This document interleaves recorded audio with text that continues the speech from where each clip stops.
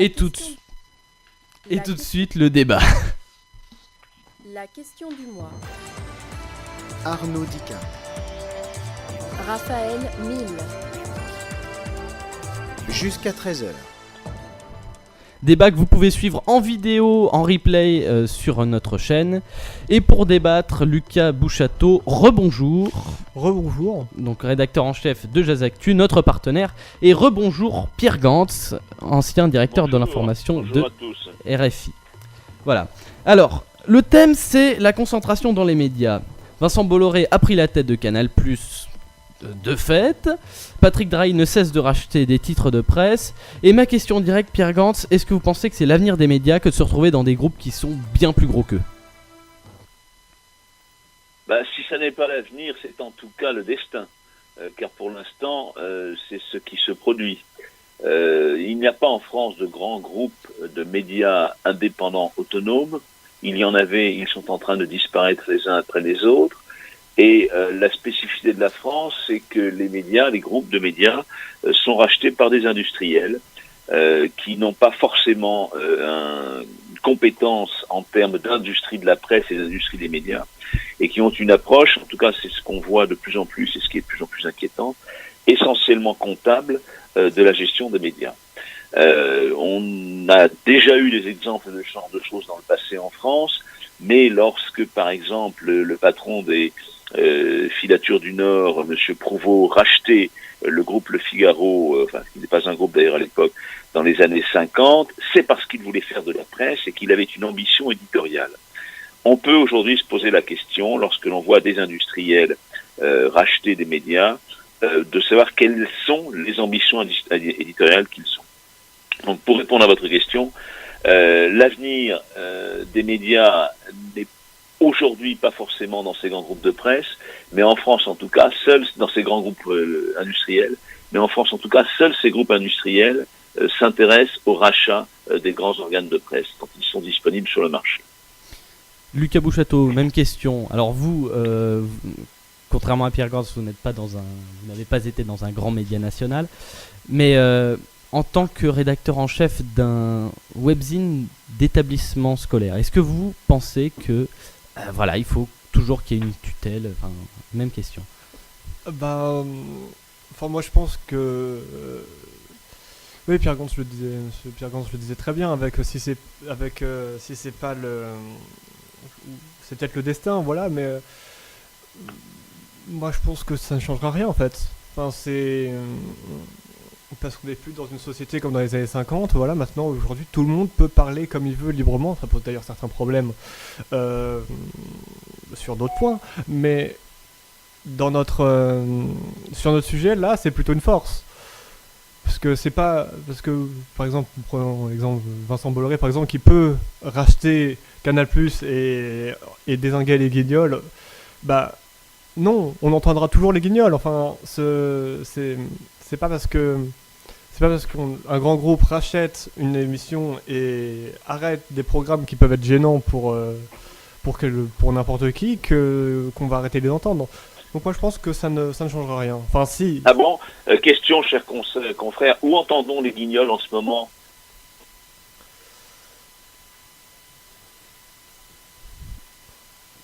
Point taken. Point taken. Non mais c'est si. Non, j'ai pas entendu. Où est-ce qu'on entend les guignols en ce moment ? Les guignols avaient un public d'environ 2 millions de personnes tous les soirs. Où ces 2 millions de personnes sont-ils aujourd'hui en accès libre, en possibilité d'écouter les guignols ? Vous avez raison sur ce point-là. C'est vrai que on peut pas les écouter, mais c'est une possibilité. C'est plus comme dans les années 50 où il y avait que la télévision. Enfin, c'était par là où je voulais aller. C'est vrai qu'on n'entend plus les guignols. Je pense j'espère en tout cas qu'on pourra les revoir. Mais fabriquer les guignols, ça représente un investissement de plusieurs centaines de milliers d'euros par soir. Où pourra-t-on trouver l'argent pour faire les guignols ?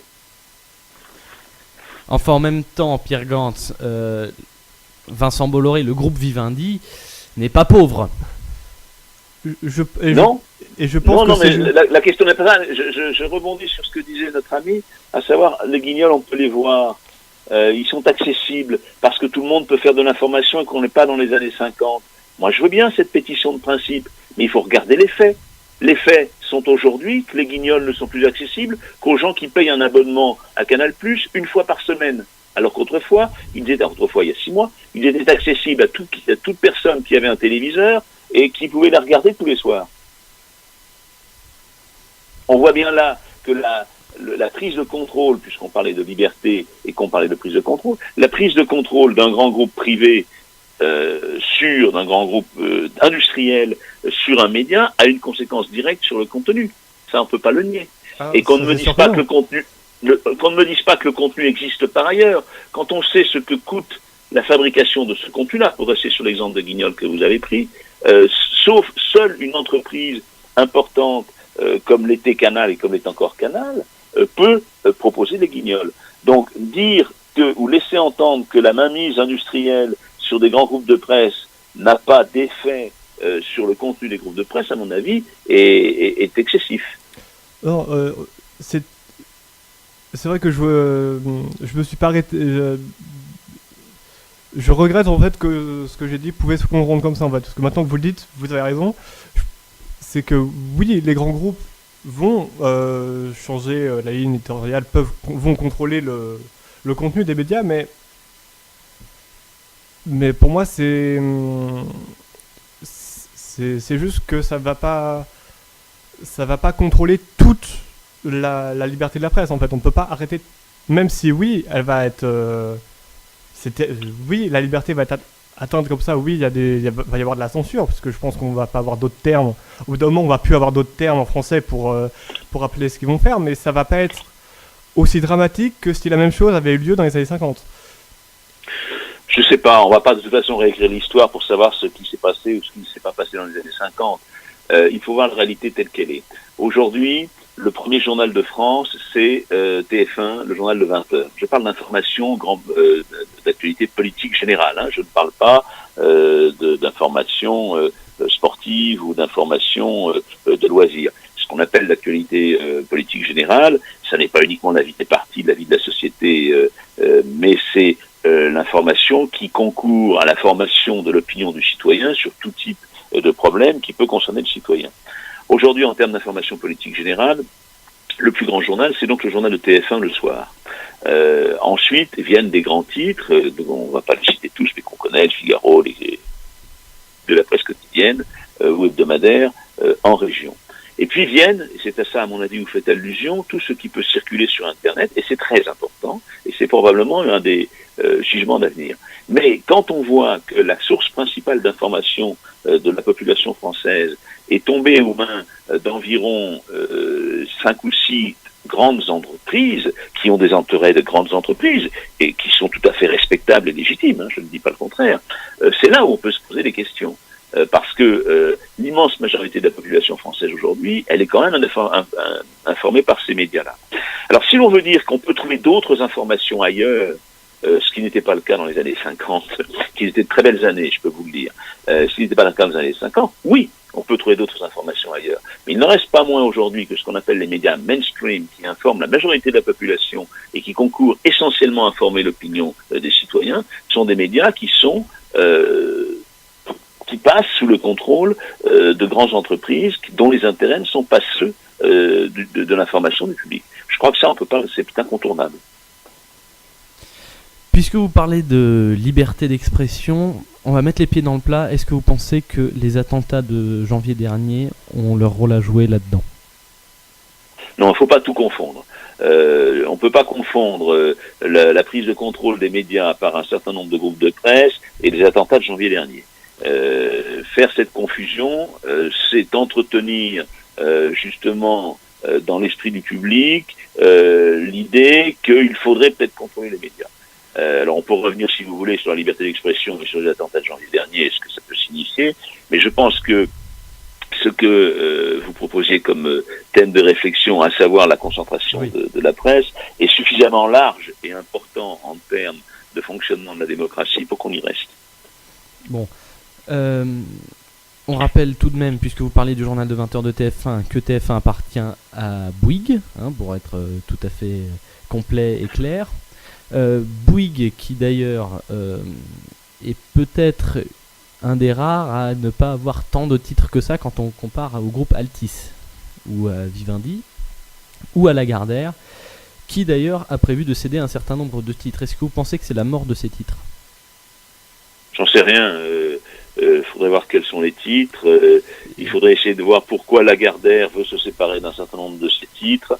Ça, j'ai pas d'informations particulières là-dessus. Je me garderais bien de faire une estimation là-dessus. Non, je voudrais pas répondre à cette question. Je veux dire une bêtise.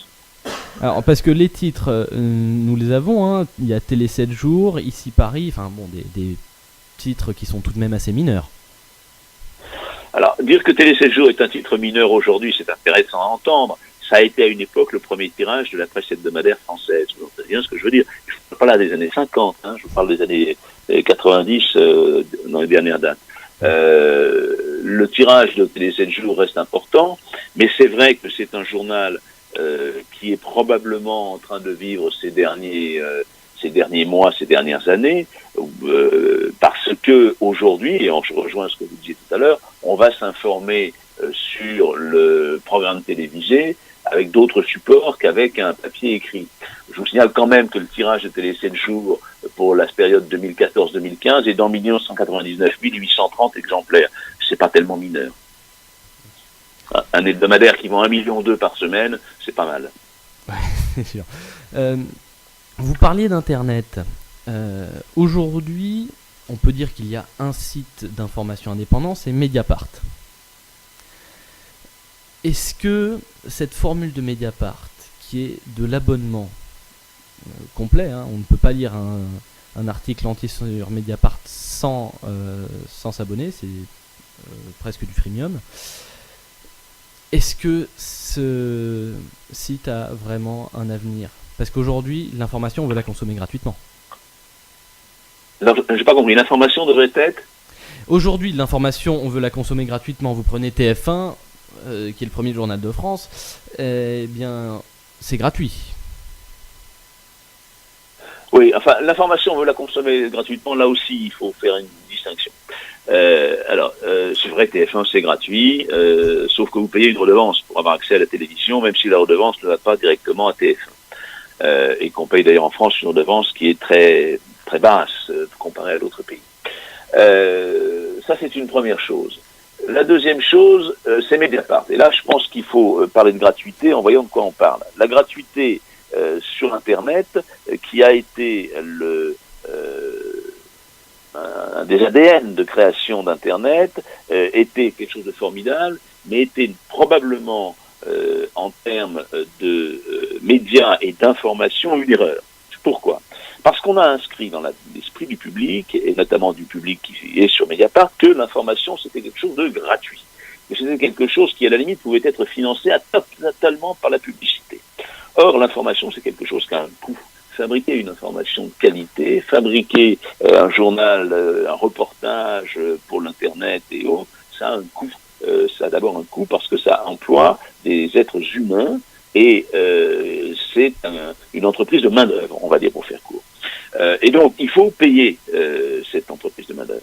Alors, les médias qui sont sur Internet, puisque vous faisiez allusion à Mediapart, sont confrontés à un problème simple, c'est de trouver un équilibre financier qui leur permette de fonctionner. Très longtemps, on a pensé que la gratuité, qui est, comment dirais-je, génétiquement liée à l'existence d'Internet, était la solution.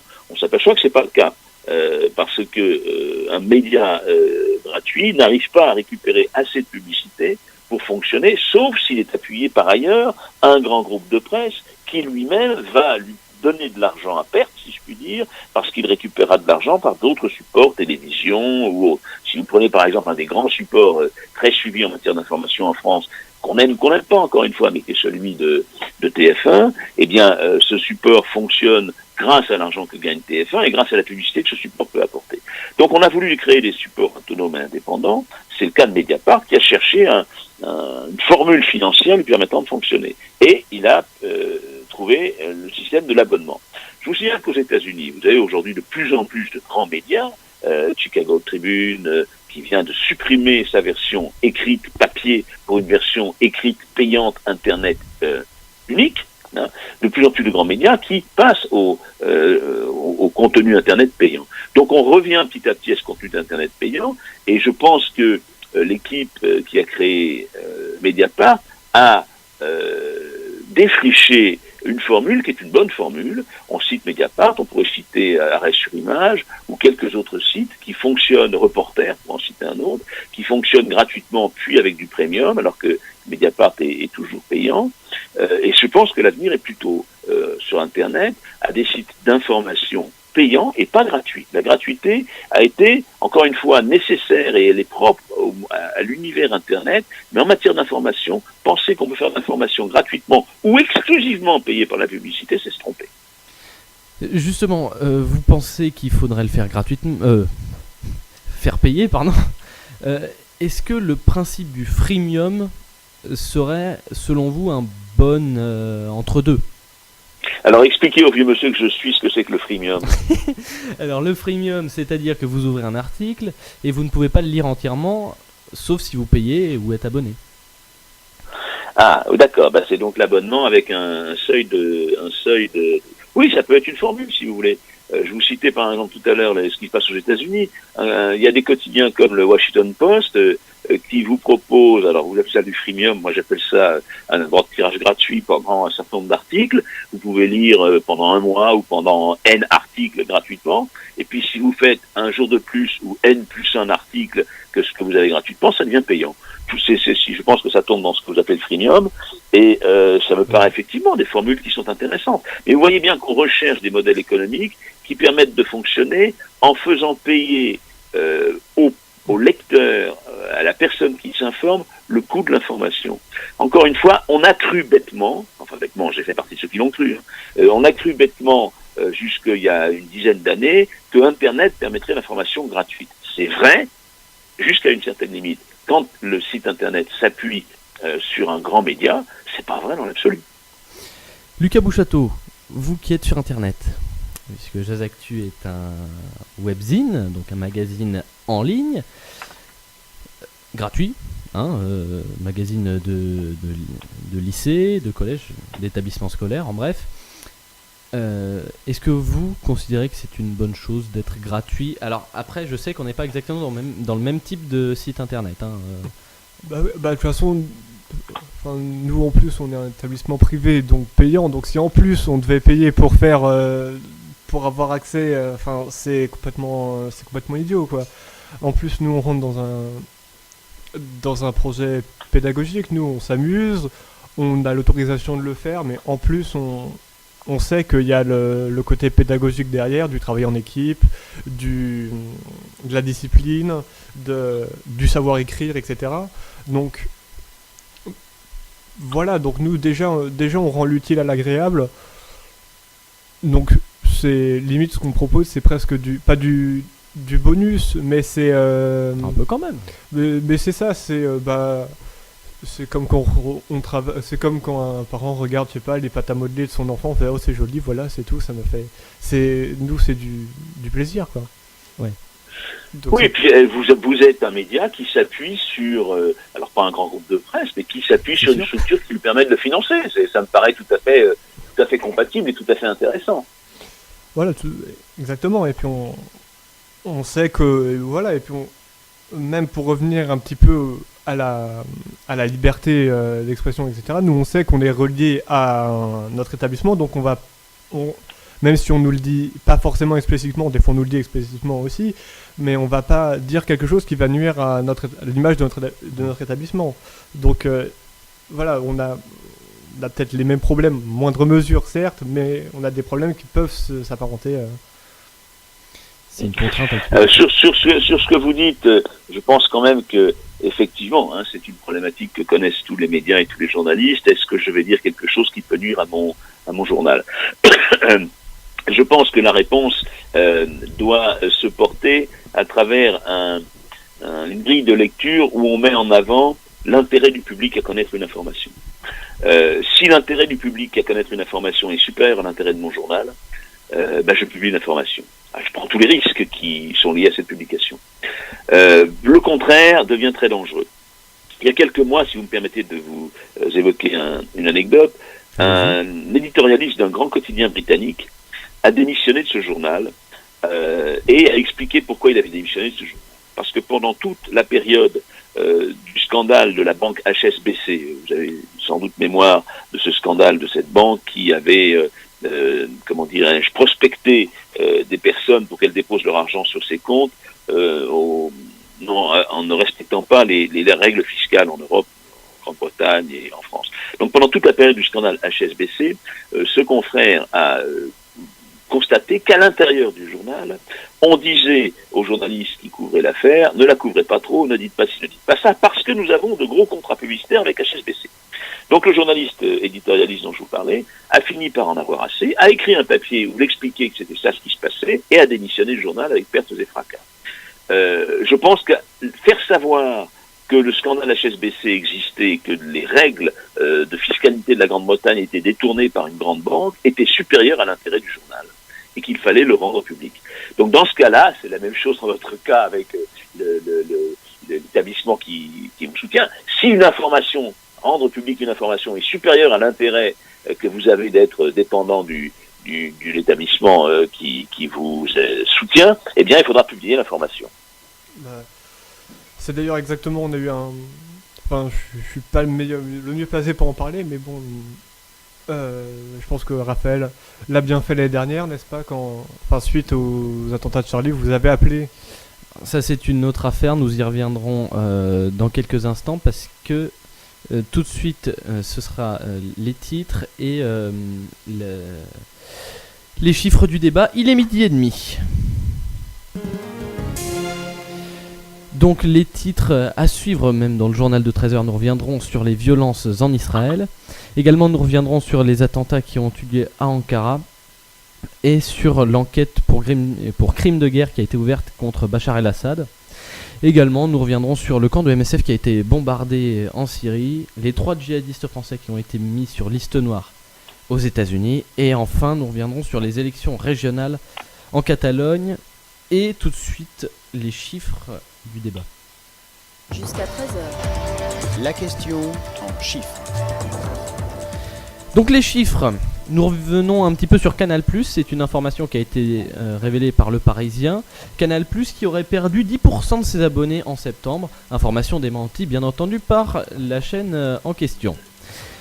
Lagardère, nous en parlions tout à l'heure, la part des médias dans le chiffre d'affaires de l'entreprise Lagardère est de 13% seulement. Donc une entreprise qui est bien plus grosse que les médias. Vivendi se met à investir dans tout, sauf les médias bien entendu, et retourne dans le milieu des jeux vidéo. Objectif, la Paris Games Week, et non les médias. Également, nous parlons de Patrick Drahi et cette motion de défiance qui a été votée à l'égard de Christophe Barbier et le nouvel actionnaire de l'Express.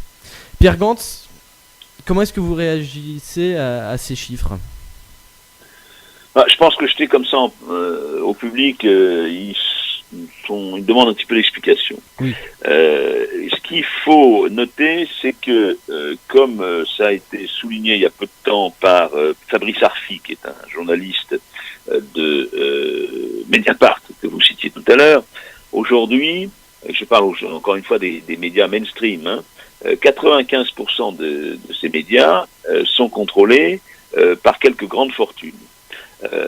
Vous citez par exemple ceux qui sont très sur le devant de la scène aujourd'hui. On pourrait ajouter le groupe Crédit Mutuel, qui est propriétaire depuis Strasbourg jusqu'à le sud de la France, jusqu'à Grenoble, propriétaire d'une dizaine de titres de presse quotidienne régionale, au point qu'il est en train de faire regrouper certaines parties des rédactions en une seule structure, et on lira la même chose à Strasbourg, à Mulhouse, à Lyon ou à Grenoble sur l'information. Bonjour le pluralisme. Ça donne des choses assez drôles d'ailleurs.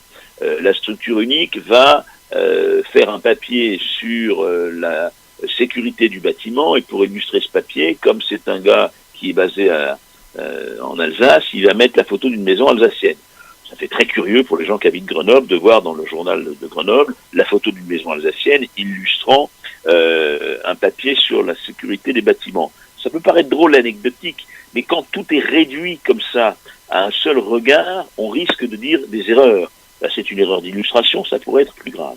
Alors, sur le fond de ce que vous évoquez, eh bien oui, aujourd'hui, on a des gens qui considèrent que la presse et les médias écrits notamment, mais pas que, sont un terrain d'investissement pour faire de la rentabilité, ce qu'on disait au début de cette émission.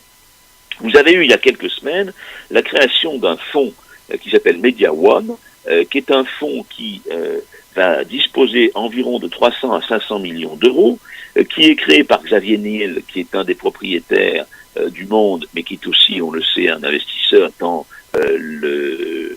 Free, justement, dans la téléphonie mobile, qui est tenu par monsieur Mathieu Pigasse, qui est aussi un actionnaire du Monde, et qui également est un homme d'affaires important, et qui est tenu par Jean-Antoine Capton, qui lui-même est un grand investisseur industriel. Et quel est l'objectif de ce fonds qu'ils ont créé? C'est de racheter des titres qui seraient disponibles. Non pas les racheter parce qu'ils ont une vocation, ces trois messieurs, ils se disent que l'information doit être faite comme ci, comme ça, etc., mais de les racheter pour faire une valorisation de leur portefeuille et peut-être de les revendre un petit peu plus tard.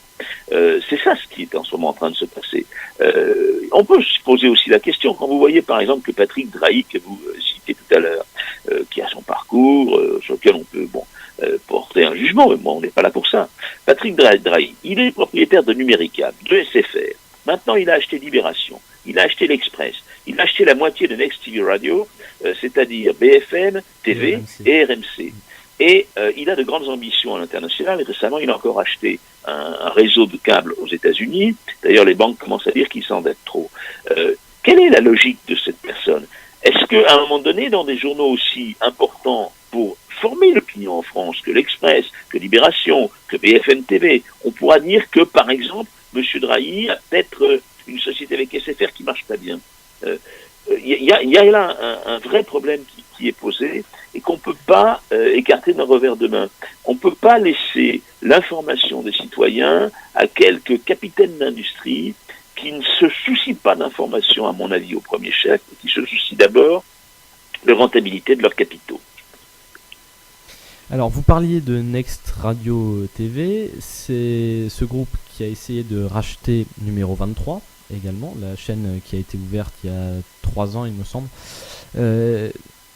Numéro 23 a ainsi perdu l'autorisation du CSA d'émettre, et le CSA a par la même occasion cassé cette revente à Next TV Radio. Voilà, donc pour continuer un petit peu dans votre sens. Et nous parlions de Lagardère. Lagardère négocie en ce moment la vente du magazine Parents avec Uni-Édition qui appartient au Crédit Agricole. Une banque, cette fois-ci, on peut dire que cette fois-ci, il n'y a aucun intérêt éditorial pour une banque. Non, je pense pas. Il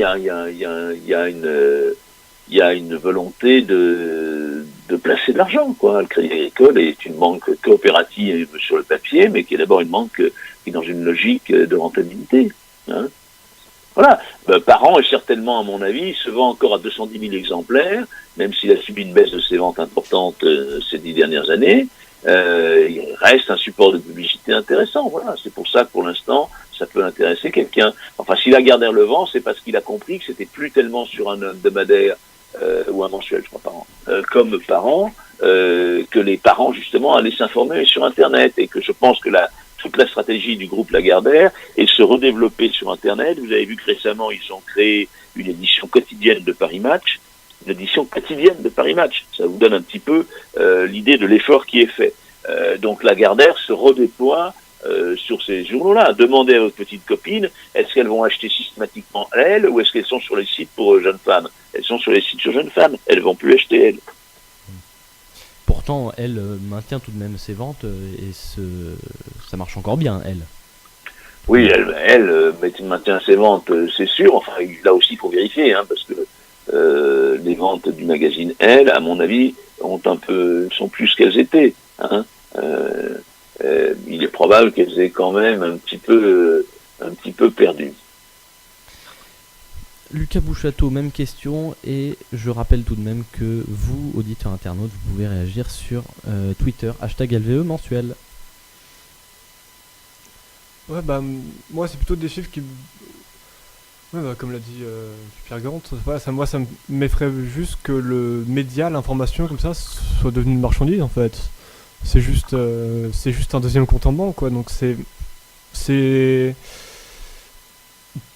Pour un truc aussi important, aussi crucial que ça c'est.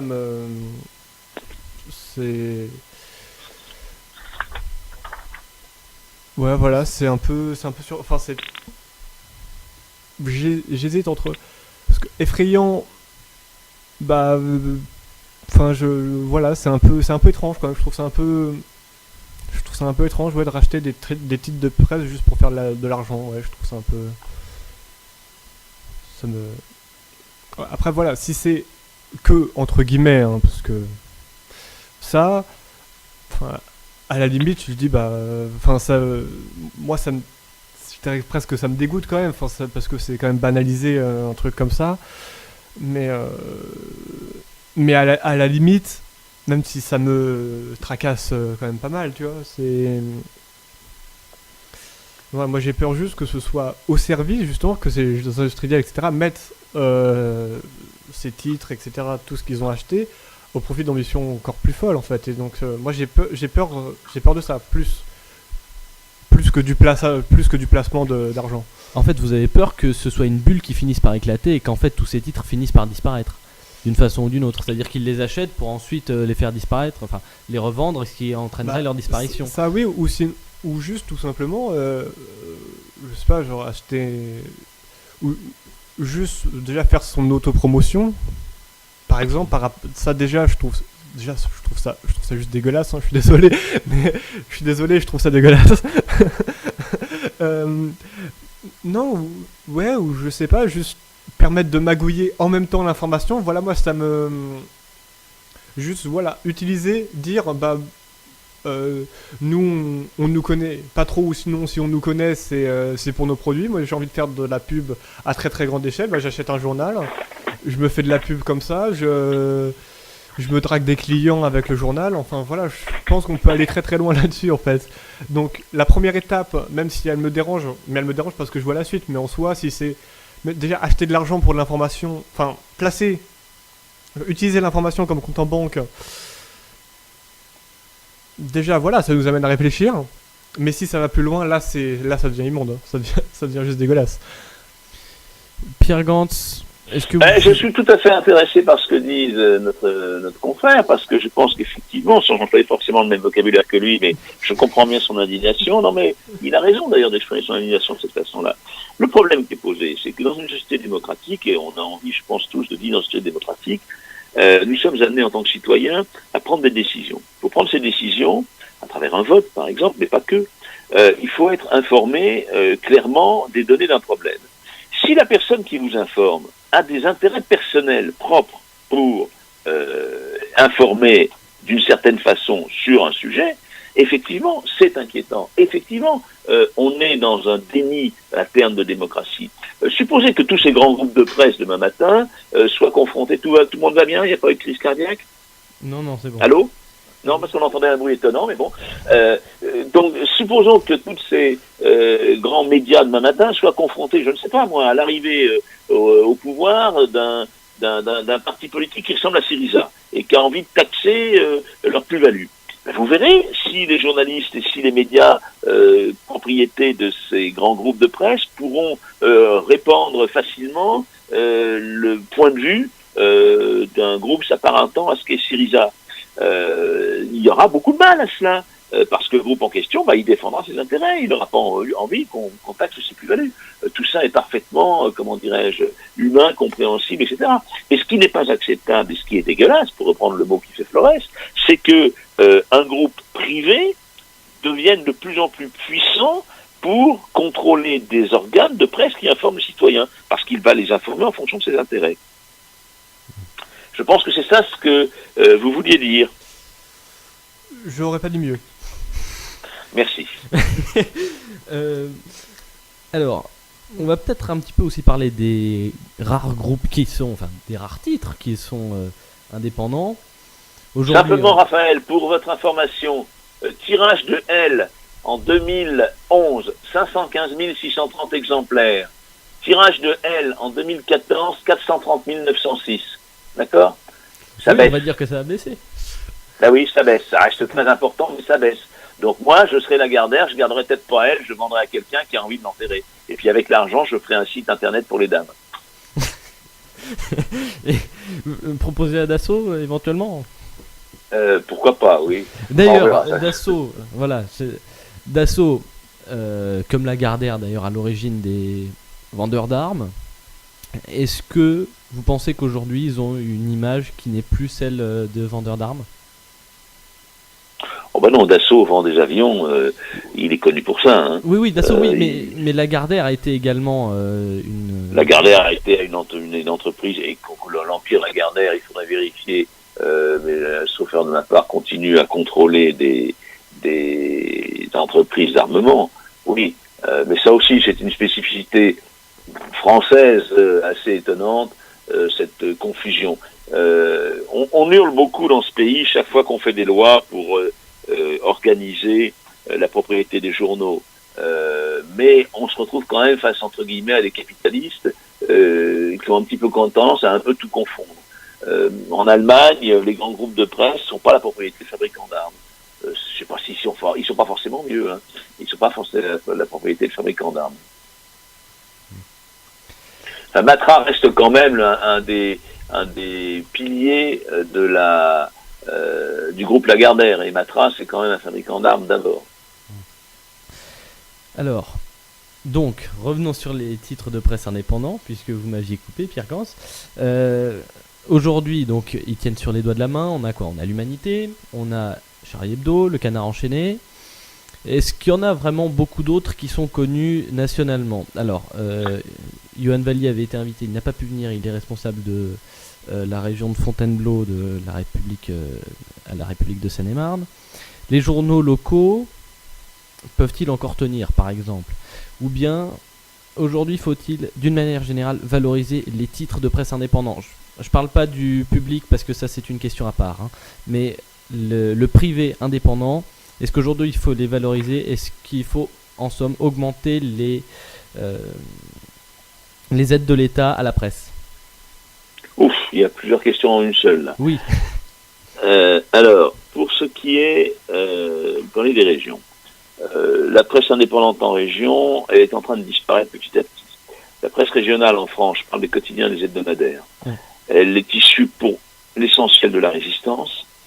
Pour l'essentiel, elle a été, dans les années 50, propriété de familles de résistants, de groupements de résistants, etc., etc. Et puis, ces groupements se délitent petit à petit. Il y a d'abord eu les coups de boutoir portés par le groupe Hersan dans les années 70-80. Monsieur Hersan, qui était lui-même un homme de presse, y compris sous l'occupation. Enfin bon, ça c'est le passé. Monsieur Hersan a racheté beaucoup de titres et avait constitué un grand groupe qui a fini par mourir. Petit à petit, les groupes familiaux qui existaient, il y en a un qu'on peut citer par exemple, parce qu'il est encore un groupe familial, c'est le groupe de la Dépêche du Midi de Monsieur Baillet, lequel est par ailleurs un des patrons du Parti des radicaux de gauche. Mais c'était que des structures comme ça. Elles disparaissent toutes petit à petit. Elles sont reprises par qui ? Elles sont reprises par des groupes, qui se regroupent entre eux. Il y a un groupe qui est en train de se constituer autour de La Montagne, qui est le titre qui est principal au centre de la France en Auvergne. Je vous parlais tout à l'heure du groupe EBRA, c'est-à-dire celui qui est propriété du Crédit Mutuel, qui contrôle une petite dizaine de titres sur l'est de la France, et c'est très inquiétant. Vous avez un autre groupe qui va continuer à s'étendre, qui est encore un groupe en partie familial, mais pas que, parce qu'il y a d'autres investisseurs qui est le groupe Ouest France. Voilà, et puis j'en oublie un ou deux bien sûr. Voilà ce qu'il est. À côté de ça, on a vu l'année dernière des choses assez intéressantes. Je parle pour l'instant uniquement du papier, je parlerai d'Internet dans une seconde. On a vu par exemple le journal Nice Matin, qui était un journal appartenant au groupe Hersan, lequel, vous disais-je, était en train de disparaître petit à petit, qui s'est retrouvé en situation de quasi-faillite. Et ce journal a été repris par ses salariés dans une formation de coopérative avec l'appui du lectorat. et avec l'appui de Bernard Tapie, qui est venu mettre aussi un peu d'argent, parce qu'il voulait que ce journal survive, et parce que ça lui permettait de récupérer les parts d'une des filiales du journal, qui est le journal Corse Matin, dont ainsi le groupe Bernard Tapie est devenu l'unique propriétaire. Mais donc, ce qui est intéressant à retenir, c'est que Nice Matin, qui n'est pas un journal d'extrême gauche, c'est pas un nid gauchiste, Nice Matin a été racheté par ses salariés et est aujourd'hui géré par une coopérative où les salariés et des représentants des gens qui ont donné de l'argent, ils ont quand même récupéré 350 000 euros, les personnels de Nice Matin, en faisant une souscription, ce qui est énorme. Et aujourd'hui, ce journal fonctionne comme ça. Il fonctionne pas bien, mais il continue à être lu, mais il continue à se vendre, et c'est une solution. Alors j'en viens maintenant un tout petit peu quand même à l'Internet, parce que faudrait pas croire que je pense que l'Internet n'existe pas. Je pense que l'Internet est l'avenir de l'information et du journalisme. Vous avez notamment, puisqu'on parlait de la région, des tas de sites qui se créent avec d'énormes difficultés à Internet, sur Internet en région. Je vous citerai par exemple Mars Actu, Marseille Actualité, qui vient lui aussi de lancer une souscription parce qu'il était menacé de cessation de paiement. Je pense que Mars Actu a réussi à s'en sortir. Vous en avez à Montpellier, vous en avez dans le nord de la France. Voilà, il y en a toute une série. Si vous regardez dans le coin où vous êtes, dans la région où vous êtes, je serais très étonné qu'il n'existe pas c'est plus que des blogs, c'est plus que des journaux lycéens.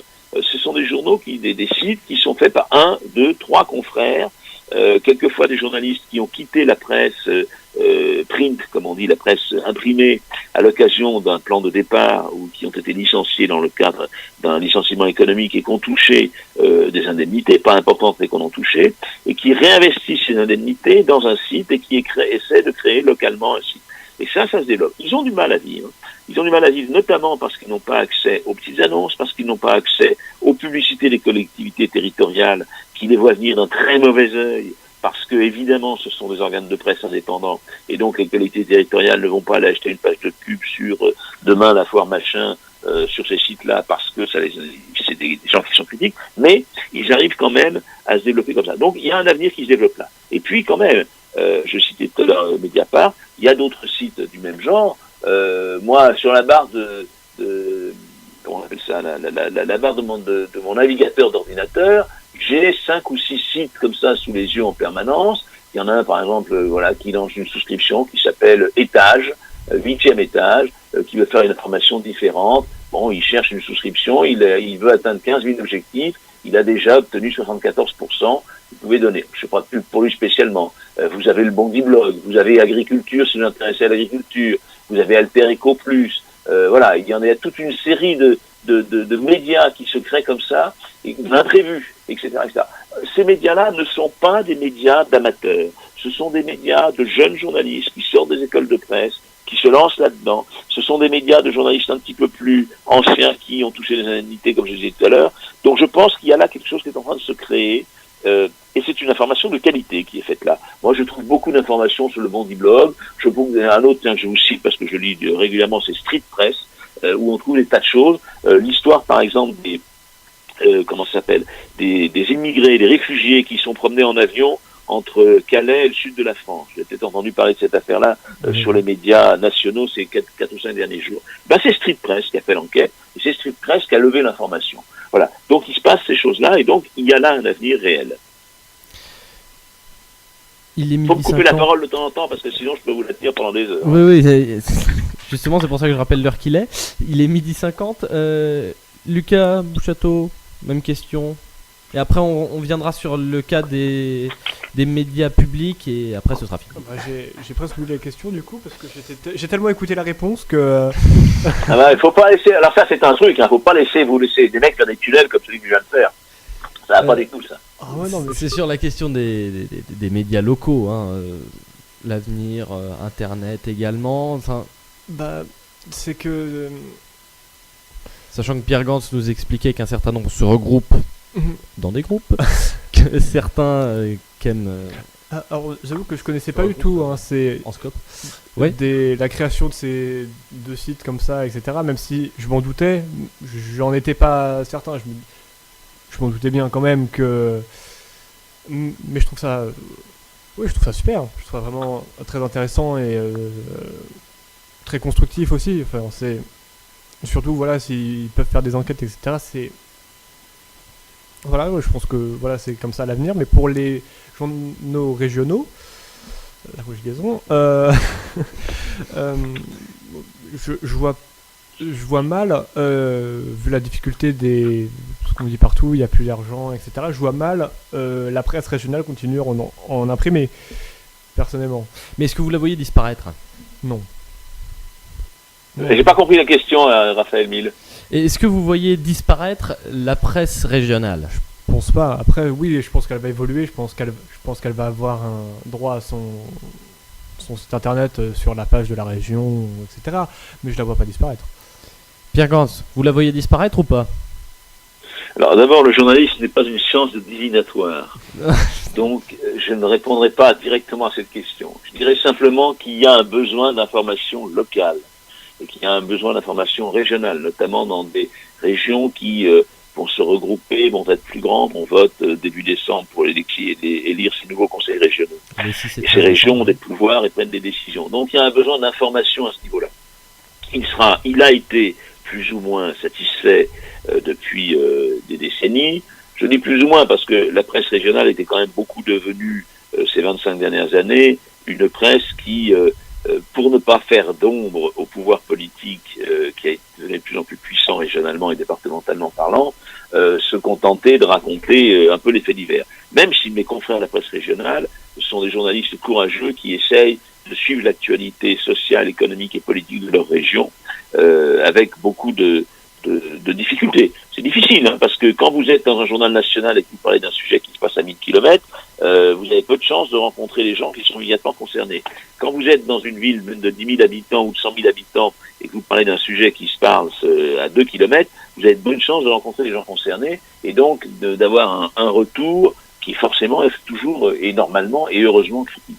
Bon, mais il y aura toujours besoin de cette information. Donc, ce que aujourd'hui, vous elle dites... passe par l'écrit, elle passe un peu par les radios locales, et elle devra, et j'espère qu'elle passera par des sites internet qui sont à créer.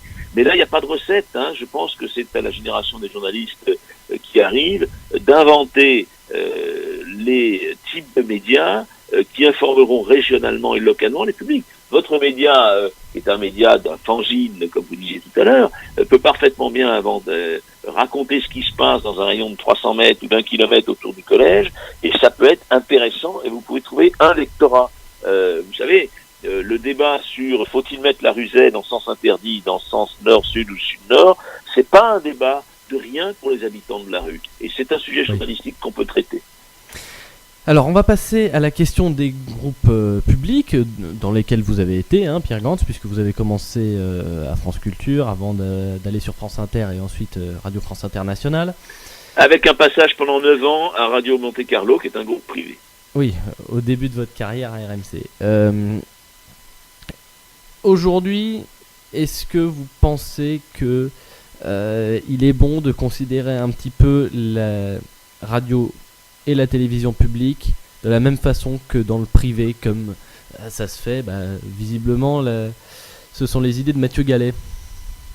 Je ne comprends pas ce que ça veut dire de les considérer de la même façon. Mais c'est-à-dire, est-ce que, je simplifie ma question, est-ce que vous ne pensez pas que le service public a un rôle supplémentaire que le service privé n'aura pas ? Alors, je pense déjà que dans une démocratie, informer les citoyens, c'est une mission de service public. Qu'on la fasse payer par l'argent de ce public à travers la redevance, les impôts, ce que vous voulez, ou qu'on soit salarié de Radio Monte Carlo comme je l'ai été.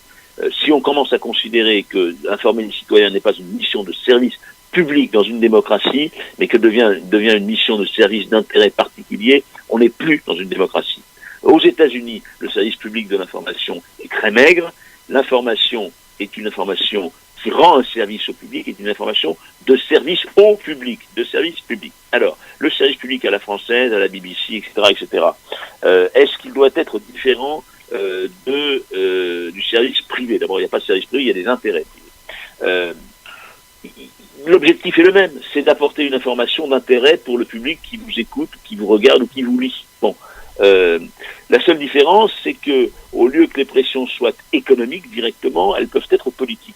Mathieu Gallet, je connais pas la citation à laquelle vous faites allusion, donc si vous la retrouvez intégralement, ça sera plus précis, mais Mathieu Gallet dit qu'il veut ouvrir le financement de Radio France.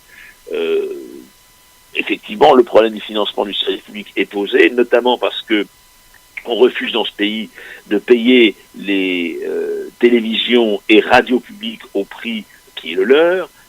Quand vous pensez qu'on paye en gros 180 € par an de redevance pour avoir accès 24 heures sur 24 à 5 ou 6 chaînes de télévision, à 5 ou 6 chaînes de radio, où que l'on soit en France, je dis bien où que l'on soit en France, l'investissement en émetteurs et réémetteurs radio et télévision du service public est inégalé. Bon, et on paye 180 € par an, ce qui fait, enfin vous faites le calcul divisé par 365, c'est ridicule.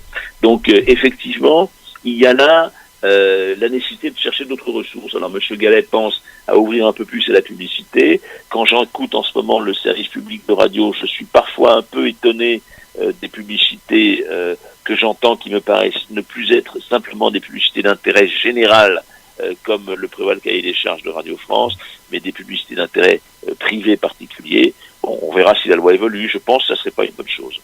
Mais ma question, elle porte pas tant sur le financement que sur le fond de ce que doit faire une entreprise de médias publics.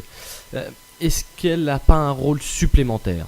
C'est-à-dire, est-ce qu'on peut pas se dire, dans une entreprise publique, qu'on ne fait pas attention à l'audience ? Par exemple. Elle a plutôt un rôle en moins, elle doit plutôt pas avoir d'intérêt privé. Donc, on peut plutôt prendre la question comme ça. Pierre Gantz. Oui, alors on fait pas intérêt à l'audience, ça, vous êtes gentil, je sais pas combien de personnes nous écoutent, mais on a tous l'ambition quand on fait ce métier d'essayer d'être lu, écouté ou vu par son de genre. Hein. On fait pas du journalisme pour sa grand-mère et sa tante. Donc ça, moi j'ai le mépris de l'audience m'a toujours fait un peu rigoler. Je me souviens d'un journal qui était formidable, qui était très bien, qui était Combat. Regardez un petit peu ce qu'il a apporté à la presse française. À la fin de sa vie, Combat brandissait très haut le fait qu'il n'avait pas beaucoup d'audience, mais qu'il était libre, papi-papa. Bon, c'était sympa, mais il est mort quand même. Hein. Donc, ce que je veux dire, Pierre Gantz, est-ce qu'on peut se dire tout de même que une émission, on va la considérer de qualité, et donc, tant pis s'il y a peu d'audience, mais voilà, on va tout de même Moi, je pense qu'une émission de qualité, elle rencontre toujours son audience. Voilà. L'erreur consiste à penser qu'il ne faut pas faire de la qualité, parce que quand on ne fait pas de qualité, on a de l'audience. Ça, c'est le discours des gens les plus méprisables des entreprises privées, qu'on entend quelquefois dans le secteur public. Si c'est ce que vous voulez faire dire, vous y êtes arrivés. Hein. Mais on peut parfaitement faire de la télévision et de la radio privée de qualité, avec de l'audience. Quand M. Alfonsi sur Europe 1 à 13h30, il y a 15 ou 20 ans, faisait une émission historique, il faisait de l'audience. Voilà. Il y a plus de 20 ans, malheureusement. Et il a ramené de la pub, du coup, à la chaîne de radio Europe 1. Donc, les annonceurs s'y retrouvaient. Il y a des émissions de qualité qui sont faites par CBS, par NBC, qui, que je sache, ne sont pas des télévisions publiques.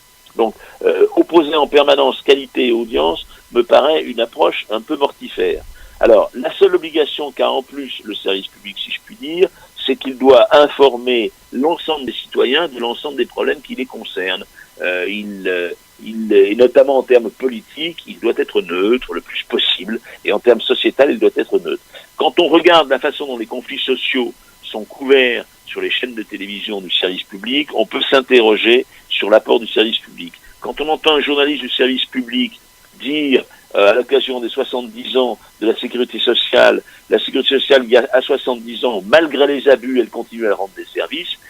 L'expression malgré les abus, elle continue à rendre les services, laisse penser quand même qu'il y a un présupposé idéologique intéressant dans l'esprit des journalistes ou du journaliste qui parle dans ce service public-là. Eh ben, ce sera le mot de la fin. Merci beaucoup Pierre Gantz d'avoir accepté d'être en ligne avec nous. Je rappelle que vous avez été directeur de l'information de Radio France. Directeur de la rédaction de RFI. Pas de l'information. Directeur de la rédaction. Merci beaucoup, bonne journée. Vous savez pourquoi je fais la nuance en une phrase ? L'information, on ne vaudrait mieux pas la diriger. Une équipe d'hommes, on peut la diriger. Merci beaucoup Pierre Gantz. Bonne journée, bon dimanche. Bonne journée à tous. Au revoir. Au revoir.